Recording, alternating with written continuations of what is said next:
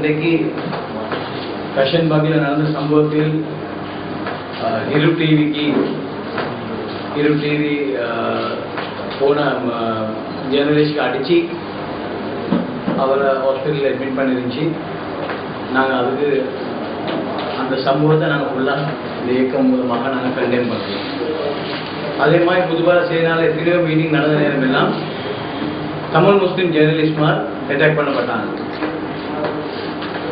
அது எங்கேயுமே நடக்காத ஒரு விடயம். இந்த மாதிரி ஒரு அநியாயம் தொடர்ந்தும் நடந்து வருவது எந்த விதமான நடவடிக்கையும் அரசாங்கத்தால் எடுக்கப்படுவது என்று சொல்லிக்கொள்ளும். அதே நேரத்தில் கிளிநொச்சியில் டிஎன்ஏ உடைய மீட்டிங் வீட்டுக்குள்ளேயே நடந்து முடிய போகல பேருந்து போலீஸ்சாமி அங்கே என்ன செஞ்சாலும் போலீஸ்சாமி தான் இங்கே மக்களுக்கு பார்க்க எல்லாம் சிவிலில் வந்து தான் அந்த மாதிரி ஒரு நிலைமை உண்டாக்குறாங்க. இது உடனடியாக அரசாங்கம் இதுக்கு ஒரு முட்டுப்புள்ளி வைக்கணும். என்னென்னு சொன்னால் இதை கொஞ்ச நாள் போனால் மறுவா இன்னொரு ஸ்ட்ரகிள் ஸ்டார்ட் ஆகுறதுக்கு எல்லா சான்ஸும் இருக்கின்றதை நாங்கள் சொல்லிக்கொள்ள விரும்புகிறோம். தமிழ் முஸ்லீம் மக்கள் ஒன்று சேர்ந்தாலே போதும், திரும்ப ஒரு இல்லாத ஒரு பிரச்சனையை அரசாங்கம் ஒன்று பண்ண பார்க்குறதை நாங்கள் சொல்லிக்கொள்ள விரும்புகிறோம். அதே நேரத்தில் கலம்பூர் டெலிகிராம் வெப்சைட்டை பேன் பண்ணிட்டாங்க அரசாங்கத்தால். எந்த விதமான நியூஸ் அதில் நல்ல நியூஸ் வந்து கொண்டு இருந்துச்சு, இப்போ அதை பேன் பண்ணியிருக்காங்க அரசாங்கம். அதே நேரத்தில் புதிய நீல் ரயில்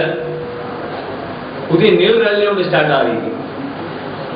இலங்கை அரசாங்கம் இலங்கை சரித்திரத்தை எடுத்துக்கொண்டாலும் 1948 இருந்து ஒரு காலமாவது நீல் ரயில் இந்த அரசாங்கம் எடுத்ததாக சரித்திரம் இல்லை.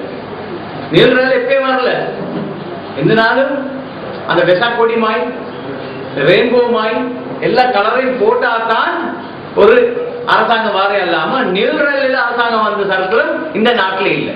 அமைச்சர் மாதிரி கத்துறாங்க, எல்லாரும் பயந்திருக்கிறாங்க. நீல் ரயிலுக்கு பயப்படல, படே தின ரயிலுக்கு தான் பயந்திருக்காங்க.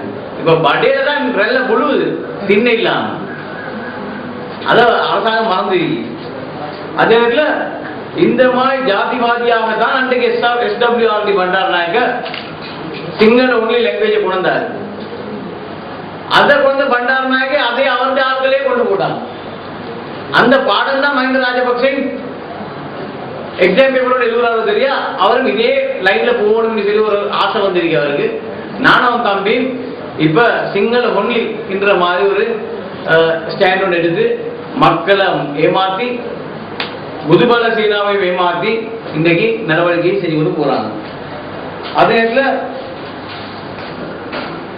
புதுபல சீனாவும் ACJயும் ஜெமித் உலமாயை கொண்டு முந்தநாத்து ஒரு மீட்டிங் நடத்தியார் கோட்டாபய ராஜபக்ச. அந்த மீட்டிங்ல சொல்லப்பட்டிருக்கேன்னு சொன்னா புதுபல சேனா ஒரு மாசத்துக்கு அவனோட சத்தத்தை டோன் டவுன் பண்ணிக்கொள்வாராம். அவ இந்த ஒரு மாசம் என்ன ஒரு மாசத்துக்கு டோன் டவுன் பண்றேன்னு சொன்னா இந்த எலெக்ஷன் வர போகுது. சென்ட்ரல் ப்ரொவின்சியல் கவுன்சில் எலெக்ஷனுக்காக வேண்டி புதுபல சேனா டோன் டவுன் பண்ணும். மற்ற அரசாங்கம் பார்த்துக்கொள்ளும். உடனடியாக ஜமீது உலமாக்கு இன்ஸ்ட்ரக்ஷன் கொடுத்திருக்கி பள்ளியில நடக்கிற குனூத்தை நீ நிப்பாட்டுங்க. அரசாங்கம் பயந்துருக்கு இந்த குனூத்துக்கு தான். அது ஒரு எந்த ஒரு மனிதனுக்கும் முஸ்லீம் ஆகிற ஒரு மனிதனுக்கு ஒரு பிரச்சனைன்னு சொல்லி வந்தால் அந்த பிரச்சனை முடிய மட்டும் குனூத் என்ற ஒரு ரிசைக்கிள் இருக்கி அதை தொடர்ந்து நாங்கள் செஞ்சு ஒரு வாரம். அது முபாரக் மௌலவி என்ற பேர்ல ஜமீத் உலமாவால எடுத்த தீர்மானமாக இன்னைக்கு அறிவிக்கப்பட்டிருக்கு. இன்னைக்கு இப்ப இந்த மீடியா பிரீஃபிங்ல நான் ஒழுக்கமா சொல்றோம், இனிமேல் இந்தியிலிருந்து முஸ்லிம்களுக்கு நடக்கிற எல்லா பிரச்சனையும் முபாரக் மௌலவி வகை சொல்லியாகும், ஜமீத் உலமா வகை சொல்லியாகும். நாங்க இவ்வளவு காலமா ஜமீத் உலமா பாதுகாத்தோம். ஆனா இனி ஜமீத் உலமாவை பாதுகாக்கிறது நாங்க இல்ல. ஏன் ஜமீத் உலமாட இமாம் கோட்டாபய ராஜபக்ச அவர் தான் அவருடைய இமாமா வந்திருக்காரு. அவர் சொல்ற எல்லாம் தான் நடக்குது. அவர் சொன்னதுக்காக வேண்டி குனூத் பள்ளியில நிப்பாட சொல்லி முபாரக் சொல்றாரு. ஆனா நான் அதாத்தால் என்ற முறையில முழு இலங்கையில இருக்கிற பள்ளிவாசல் சொல்றேன், முஸ்லிம்கள பிரச்சனை முடிய மட்டும் குனூத்தை நீங்க தொடர்ந்து ஓதிக்கொண்டே போகணும். வார எல்லா பிரச்சனைக்கும் முபாரக் போலே வகை சொல்லி ஆகணும் என்றதை நாங்கள் இந்த நேரத்தில் சொல்லிக்கொள்ள விரும்புகிறோம். அதே நேரத்தில் நாங்க அன்று சென்ன ஆண்டி தியேட்டோ எப்படி ஞானசார ஹாமதுருவா நோவைக்கு கூட்டிய போயிட்டு எல்லாம் கொடுத்ததை நாங்க சொன்னோம். ஆனா இன்றைக்கு ஏசியன் ட்ரிபியூனை பேன் பண்ணியாச்சு. ஏசியன் ட்ரிபியூன்ல ஆனி தியேட் ஆஃப் ஏசியன் ட்ரிபியூனுக்கு கொடுத்த இன்டர்வியூல சொல்றாரு, not only Gnanasara, we took 5 monks to Norway and later they went to Sweden. It has been confirmed. இந்த பிரஸ் பிரீஃபிங்ல நாங்க என்னத்த சொன்னோமோ, நாங்க சொல்றதெல்லாம் உண்மையை தவிர வேறு எதுவும் இல்லை. அன்றைக்கு சொன்ன ஞானசார குடிச்சு போட்டு 8 சார்ஜஸுக்கு மாற்றுறீங்க கோர்ட்ல சொல்லி, அந்த கோர்ட் டாக்குமெண்ட் லங்கா நியூஸ்ல கேஸ் நம்பர்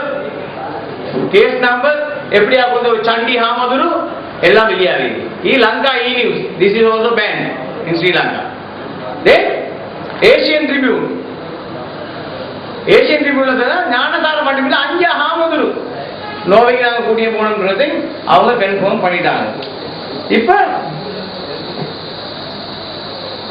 அம்பந்தோடையில ஆபர்ல மீன் பிடிக்கிறான், மத்த ஏர்போர்ட்ல குருவி பிடிக்கான். இதுதான் இப்ப நடந்தீங்க. வேற அரசாங்கத்துக்கு இனி வேறே இல்லை. அந்த ஏர்போர்ட்டும் காயுது, அங்க ஹாபரும் காயுது. இவ்வளவு தனியும் கடன் எடுத்து மக்கள பத்தியில போட்டு கடன் எடுத்து டெவலப்மெண்ட் பண்ணிடுறாங்க. ஜனாதிபதி அன்னைக்கு சொல்றாரு, அப்ப சல்லிகாத்துக்கு போடுது கண்டனவே கண்டன ஹொந்த கூட்டினேன். அதுதான் உண்மையிலே நடந்திருக்கு.